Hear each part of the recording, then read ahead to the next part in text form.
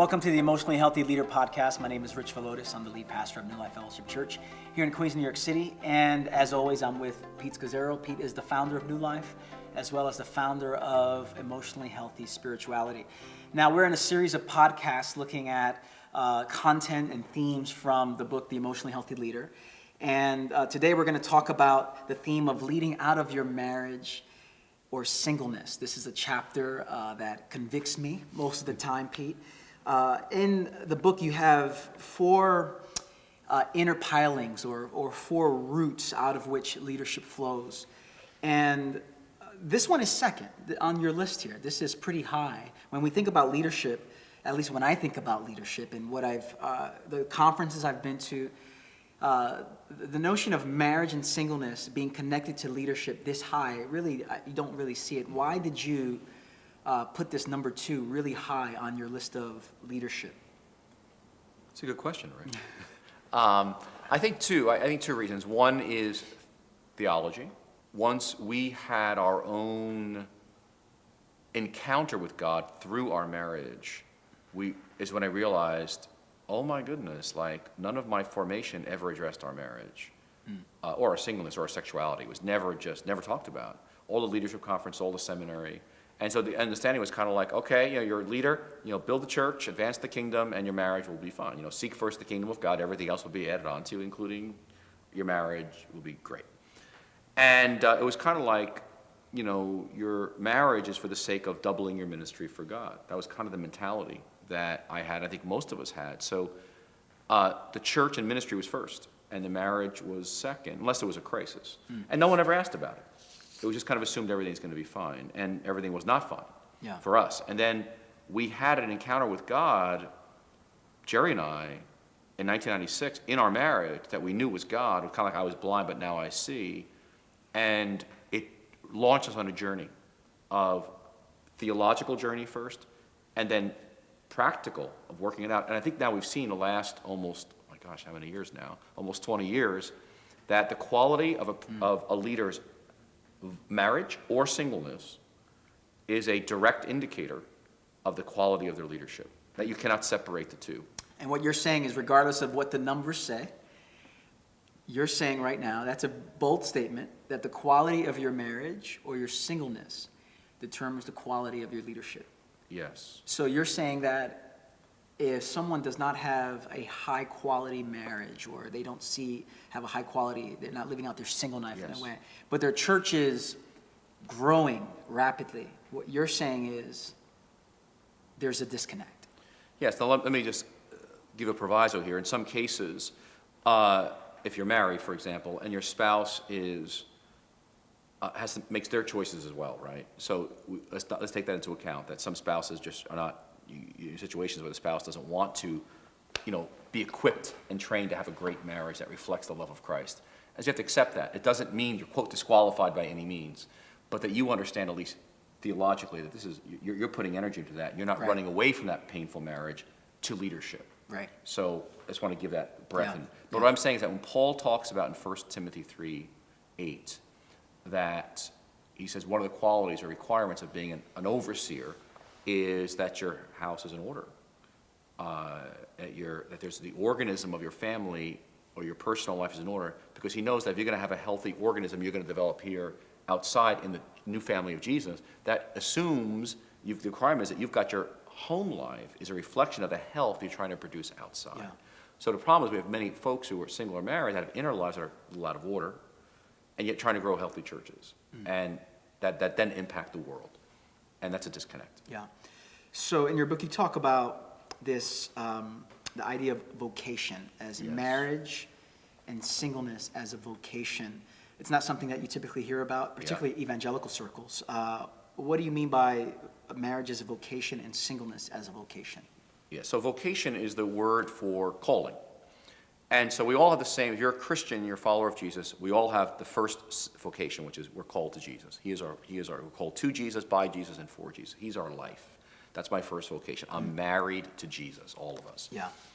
But we all have a secondary vocation, or calling, which is marriage or singleness, in which we're living in right now. And so what's interesting, if you look at church history, the secondary vocation of marriage or singleness has always been a big issue for most of church history.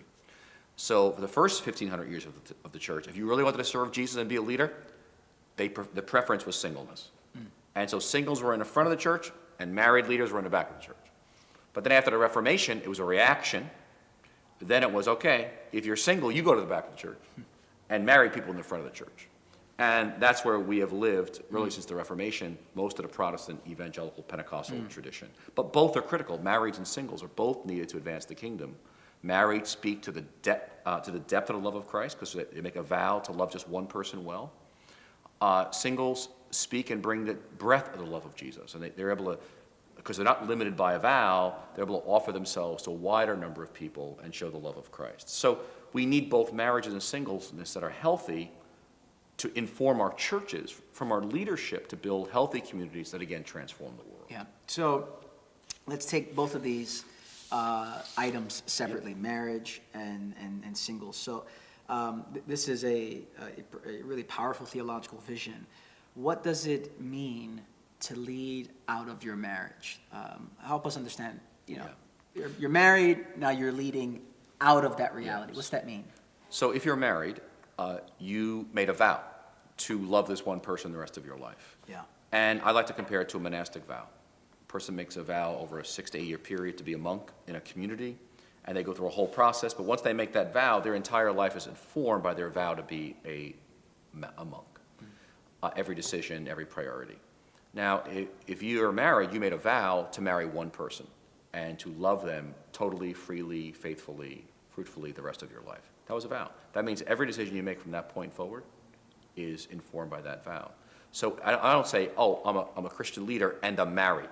Mm-hmm. No, I say I lead out of my marriage. Mm-hmm. It's very, very different. So it means things like this. If I'm married, my marriage is my first, I like to say, ambition.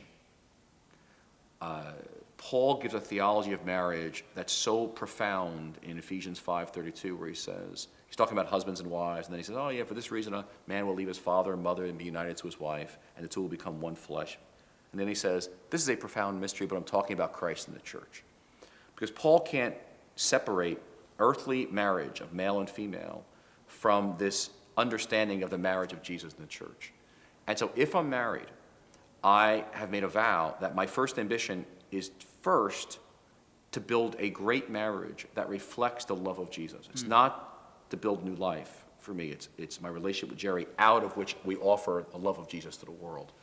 And so therefore, I've got to put time, energy in that. I've got to learn to be married. We don't know how to be married. We know what our parents did. And what's interesting, I went to 2 excellent theological schools. I went to all the best leadership conferences for years. We never talked about the leader's marriage. It was never addressed. And so here I was at that point, 17 years a Christian, and my marriage was not that different than my parents. We were committed, we loved each other, we didn't know how to love each other, but we never even got trained. So first, marriage is your first ambition. And then secondly, marriage is your first passion as a leader. And again, God's passionate. His love for us is not just loyal. We're into commitment in the church. I'm committed to our spouse, but we're not so much into passion. God's love for us is both committed, it's loyal love, but it's also passionate love. Yeah. He dances over us, he kisses us, he delights in us.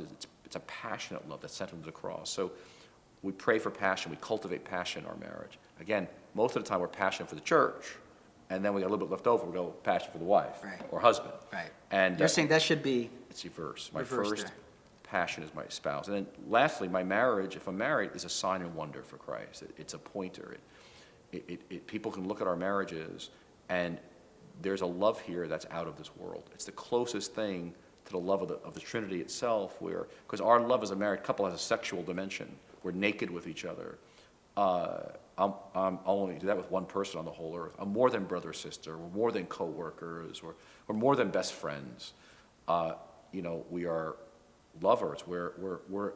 We are loving each other so deeply that people can taste something of the love of Jesus. And they say, wow, what is that? Yeah. And so we, as the body of Christ, are called as leaders to model the best marriages out there. And so for me, I'm just saying, practically for me, what does that mean? It means, listen, I'm Mr. Distractibility. So it's praying every day for passion. It's thinking about Jerry. It's making what's important to her important to me. It's touching her at church that, hey, I'm still thinking about you. Might grab her hand. So it's those kinds of things that are big. Every time we talk about it, I have an urge to just like stop this and just text my wife because I'm just like, oh God, help me here. But that's what a beautiful theological vision. Now, talk about leading out of your singleness. Yep. So why do you think this is really talked about, and what does it mean to lead out of your singleness? Yeah, again, I think it's rarely talked about. If you look at church history, it's because of history. And it's the reaction of the Reformation. And so we're uncomfortable with it. Yeah. And I think often we're uncomfortable with our own, many leaders are married, and because we're not even comfortable with our own, talking about our own sexuality, our own marriage stuff, that we haven't thought about it theologically or even helping singles. So to lead out of your singleness requires, again, a few things. One is I need to be intentional about the kind of single that I am. So there's two types of singles. There's what we call vocational celibates and dedicated celibates. Now, vocational celibates comes out of Matthew 19, verse 12, where Jesus mentions about certain people are called to be eunuchs, or so they're called to be celibate. They renounce marriage, he says, because of the kingdom of heaven. We forget Paul was a vocational celibate. Jesus was a vocational celibate. Jesus. My gosh.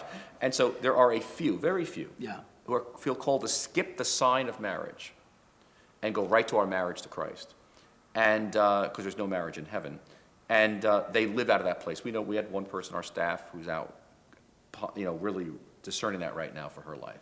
But the large majority of leaders that I meet are dedicated celibates, which means that I'm not sleeping around. I'm not giving my body to people because I'm married to Christ. So they're dedicated celibates. Now, as long as they remain unmarried. The large majority would like to meet somebody, but they haven't yet. And so they live in that place. So again, for singles, what that means is a healthy singleness. If I'm a single leader, a healthy singleness is my first ambition and priority. And so I'm building in community. I'm taking care of myself. I'm making sure that I'm living a healthy life in terms of I've got delight, I've got fun. My whole life is not work. I think of one young lady that I mentioned actually in the book named Emily, who was committed, her life was committed to a loving union with Jesus. She'd been praying for her husband for many, many years. And her surrendering to God's will and love as she was, waiting and all that was a real struggle, and I recount that. But she talks about how God used that to shape her. But her devotion to self-care enabled her to really have a tremendous ministry and continues to this day, of mothering others in the faith. But singles also need to make their singleness, in a sense, as a sign and wonder for Christ.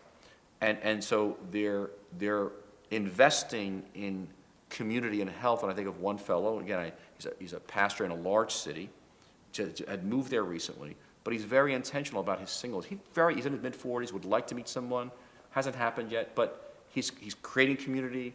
He even talks about his dog. When he first moved there, he got a dog, for friendship, so he can meet other people with dogs in the park. And but has been very intentional about not being ashamed of being single or being seen as feeling like I'm second class, but talking about it openly and learning to bond well with other people. And so both marrieds and singles, to lead out of their singleness is a radical, in our culture today, is countercultural and radical, and a great gift that we can offer. So in closing here, as we think about marrieds, as we think about singles, what's just one word of direction, encouragement for married couples?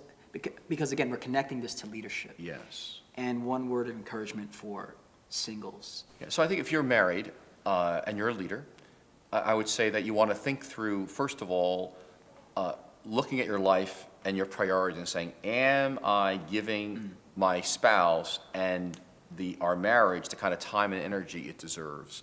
And that you're actually prioritizing marriage. Your spouse doesn't feel like you left them out and you're leading out of your marriage. That's number one. But then secondly is you want to get equipped on how do we have a great marriage that reflects something of the love of Jesus. Very few of us have ever had equipping. And so you want to search that out and take initiative for that. If you're single, I'd say in a similar fashion, you want to be really clear about the kind of single you are and be intentional. And so the large majority of you are dedicated celibates, which means you'd like to be married someday, perhaps, or you're open to being married, but you're for Christ, for Jesus Christ, and his sake, you're not giving your body to people. You wake up every day and you are single for Christ. You're a single celibate, and so you offer yourself to him and to other people. And so you want to make sure that you're doing healthy self-care. You're building some community around yourself, people you can really be, close to. But you don't let yourself be like, oh, you're single, so you can do the extra work. No, you want to make sure that you're building a life outside of your work that nourishes your soul for the long term. And you're modeling for marrieds and singles a healthy singleness for Jesus. And you don't feel second class. You don't let people perhaps cause you to feel second class or shame you into being second class, but that you let it be your loudest gospel message for Christ. Yeah, that's great. And so for more information on leading out of your marriage and leading out of your singleness, you can go to our website, emotionallyhealthy.org, for more information. Pete, until next time.